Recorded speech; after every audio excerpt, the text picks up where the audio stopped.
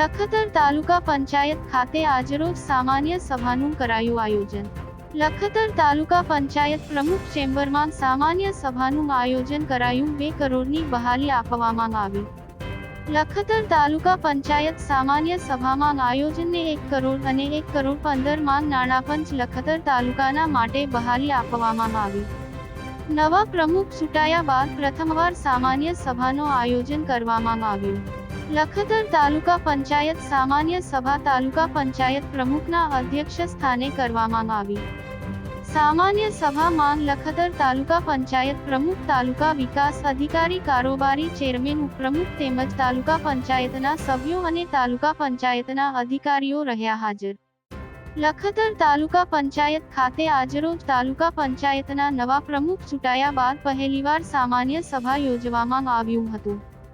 આ સામાન્ય સભા લખતર તાલુકા પંચાયત પ્રમુખ વાસુદેવ પટેલના અધ્યક્ષ સ્થાને રાખવામાં આવી હતી।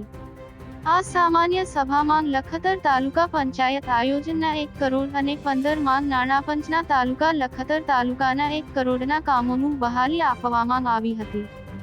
જે આયોજન અને 15 માં નાણાપંચમાં 1 કરોડ મળી 2 કરોડની બહાલી આપવામાં આવી હતી।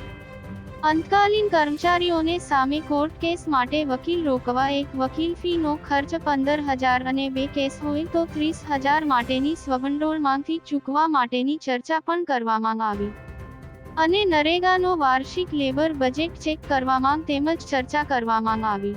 આ સામાન્ય સભામાં લખતર તાલુકા પંચાયત પ્રમુખ વાસુદેવભાઈ પટેલ, ઉપપ્રમુખ ગંગારામભાઈ ઉપડા, તાલુકા વિકાસ અધિકારી અરવિંદભાઈ પારઘી, લખતર કારોબારી ચેરમેન અજયસિંહ રાણા તેમજ લખતર તાલુકા પંચાયતના સભ્યો અને લખતર તાલુકા પંચાયતના કર્મચારીઓ સામાન્ય સભામાં હાજર રહ્યા હતા અને અગાઉના કામોની રૂપરેખા બનાવી ચર્ચા કરવામાં આવી હતી।